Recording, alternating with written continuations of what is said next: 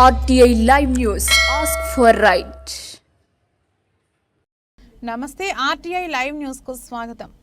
Telangana municipal workers మరియు employees union CITU Kagaz Nagar పట్టణ committee ఆధ్వర్యంలో మున్సిపల్ ఆఫీస్ ముందు ధర్నా నిర్వహించడం జరిగింది.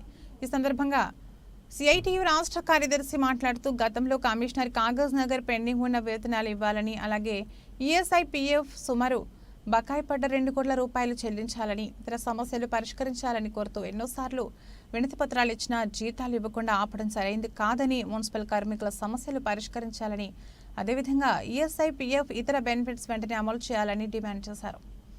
ప్రతి నెల మొదటి వారంలో జీతాలు చెల్లించాలని అన్నారు. నెలల తరబడి వేతనాలు చెల్లించకపోవడంతో కార్మికుల కుటుంబాలు రోడ్డున పడ్డాయని ఆవేదన వ్యక్తం చేశారు. మున్సిపల్ కార్మికుల సమస్యలు పరిష్కరించడంలో రాష్ట్ర ప్రభుత్వం విఫలమైందని ఎద్దేవా చేశారు. ఈ ప్రభుత్వం ఇప్పటికైనా చొరవ చూపి సమస్యలు పరిష్కరించాలని, లేదంటే ఆందోళన కార్యక్రమాలు నిర్వహిస్తామని, దీనికి ప్రభుత్వం బాధ్యత వహించాలని హెచ్చరించారు. ఈ కార్యక్రమంలో CITU జిల్లా కార్యదర్శి ముంజం శ్రీనివాస్, మున్సిపల్ యూనియన్ జిల్లా అధ్యక్షులు శంకర్, జిల్లా కార్యదర్శి సంజీవ్ మరియు నాయకులు పాల్గొన్నారు. రాష్ట్రంలో అనేక మంది కార్మికులకు, ప్రత్యేకంగా అసంఘటిత రంగంలో పనిచేస్తున్న కార్మికులకి, అవుట్సోర్సింగ్ కార్మికులైనా, మున్సిపల్ కార్మికులైనా, హాస్టల్లో పనిచేసే వర్కర్లైనా నెలల తరబడి జీతాలు పెండింగ్ ఉంటున్నాయి. నెలల తరబడి లక్షల జీతాలు ఇచ్చేవాడికేమో 1వ తారీఖు పడిపోతున్నాయి టెన్షన్గా జీతాలు. ఇవాళ ఏప్రిల్ 2వ తేదీన మన ఎమ్మెల్యే జీతం అకౌంట్లో పడదా పడలేదా? ఎవరు మీ ఎమ్మెల్యే? ఎవరు? హరీష్ బాబు. 31వ తారీఖు అకౌంట్లో జీతాలు పడుతున్నాయి. ఎమ్మెల్యేలకు, ఎంపీలకు అలవెన్సులతో సహా 1వ తారీఖు రాకముందే ముందు రోజే వాళ్ళ జీతాలు పడుతున్నాయి. ముందు రోజు కనుక ఆదివారం అయితే అంతకంటే ముందు రోజే జీతాలు పడుతున్నాయి. మనకెందుకేరు మన జీతాలు? అసలు ఎట్లా బతకాలి జీతాలు లేకుండా? కనీస సోయి కూడా ఉండట్లేదు. 12 నెలలు, 13 నెలలు, కొన్ని రంగాల్లో అవుట్సోర్సింగ్ వర్కర్లకి 13 నెలల జీతాలు. ప్రైవేట్ వెల్ఫేర్లో పనిచేస్తారు PMH వర్కర్లు. చివరికి ఇంటర్మీడియట్ ఎగ్జామ్స్ అప్పుడు కీలేరికి వాత పెట్టాలన్నట్టు పరీక్షల టైంలో అన్నాలు వండి పెట్టే వర్కర్లు మొత్తం సమ్మెకు దిగారు. సమ్మెకు దిగితే సాయంత్రానికి జీతాలు పడ్డాయి. అప్పటిదాకా 13 నెలలు జీతాలు పెండింగ్ ఉన్నాయి. కాగితాల మీద కాగితాలు ఇచ్చారు, జీతాలు పడలేదు. కానీ సమ్మె చేసిన తర్వాత జీతాలు పడ్డాయి. ప్రభుత్వాలు మారినా, పాలకులు మారినా మన సమస్యలకి శాశ్వత పరిష్కారం దొరకట్లేదు. పోరాటం తప్ప ఇంకో మార్గం లేదు. ఇవన్నీ ఒకటే తానులో గుడ్డలే. అదేమో గులాబీ రంగు, ఇదేమో 3 రంగులు, అంతే తేడా, రంగులే తేడా. ఉన్నోడి కాడికి వచ్చేసరికినేమో బాగానే పెడతారు, వాడైనా పెడతాడు, ఈడైనా పెడతాడు. మొదటి బంతిలో కూర్చోబెట్టి ముక్కలు వేస్తారు. కానీ లేనివాడి కాడికి వచ్చేసరికి ఇక 100 చెప్తారు. దీనికి ఆడు కారణం, ఈడు కారణం, ఆడు ముంచిపోయిండు, ఈడు ముంచిపోయిండు, ఆడు ఖాళీ చేసిండు, ఏక చెప్పుకున్నారు. ఇప్పుడు ఒకళ్ళ మీద ఒకళ్ళు నిందలేసుకుంటున్నారు తప్ప కార్మికుల సమస్యల పరిష్కారం పట్ల చిత్తశుద్ధితో పనిచేయట్లేదు. ఇవాళ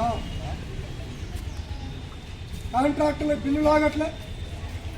కాంట్రాక్టుల బిల్లులు ఇవాళ అవుతున్నాయా? కాంట్రాక్టుల బిల్లులు ఆగట్లే.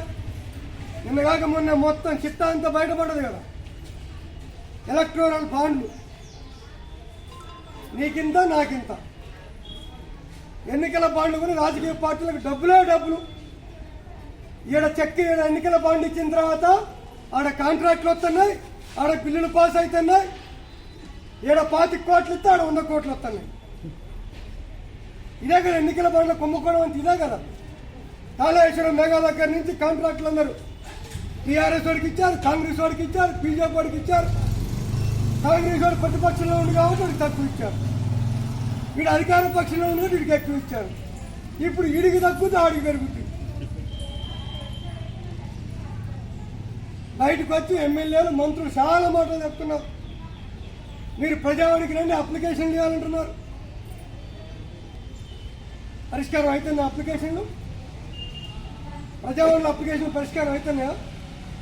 పరిష్కారం నేనే స్వయంగా ఒకటే సమస్య మీద నేనే 10 అప్లికేషన్లు ఇచ్చిన. ప్రతి శుక్రవారం, ప్రతి మంగళవారం తప్పకుండా పోయేది నేనే. అంటే కాగితాలు తప్ప, పైకి మాటలు తప్ప ఇవాళ పేదవాడి గురించి పట్టించుకునేవాడు ఎవడు లేడు. మళ్ళీ మనకు పోరాటాలే శరణ్యం. మనం కూడా వీడు పోయిండు, మొండోడు పోయిండు, వీడు వాళ్ళ జాతర ఆశతో చూస్తున్నాం. ఈ మాటలు తిట్టుకోవడాలు మాటలు తప్ప ఇప్పుడు అంతా కొత్త రాగం అందుకున్నారు. ఇప్పుడే గవర్నమెంట్ వచ్చింది, ఇదే కదా ఇప్పుడే గవర్నమెంట్ వచ్చింది, అప్పుడే చేస్తారా? టైం ఇయరా? నిజంగానే కొంతమ్మ కోరిక కోరితే నా జీతం పెంచాలా, 20,000 చేయాలా, 30,000 చేయాలా అంటే ఇప్పుడే గవర్నమెంట్ వచ్చింది కదా అప్పుడే అడిగి తెస్తా అంటే అర్థం చేసుకుంటాం. నెలవారీ వచ్చే జీతానికి ఏం కావాలా? ఈ మామూలుగా ఇవ్వాల్సిన జీతమే కదా. నెల తరబడి పెండింగ్లు, పిఎఫ్లు, ఈఎస్ఐలు, కుడి ఎడమల తేడా. ఒక మున్సిపాలిటీలో 2 నెలలు ఉంటే ఒక మున్సిపాలిటీలో 3 నెలలు, ఒక మున్సిపాలిటీలో 1 నెల, ఒక మున్సిపాలిటీలో 6 నెలలు. ఇదే తప్ప యాడికి పోయినా ఇదే సమస్య. పిఎఫ్లు కట్టరు, ఈఎస్ఐలు కట్టరు. అసలు మీ ఈఎస్ఐ వాడికి దండం పెట్టాలా? సంవత్సరం నుంచి డబ్బులు కట్టకపోయినా మొన్నడానికి ట్రీట్మెంట్ బాగానే చేసిండా? వాడు ఎప్పుడు కట్టకపోతే అప్పుడు ఆపాలి లెక్క. అయితే వాడు అప్పుడే ఆపితే మనం అప్పుడే వీడి పీక పట్టుకుంది. అవునా? ట్రీట్మెంట్ ఎప్పుడు ఆపితే అప్పుడే పీక పట్టుకుంది.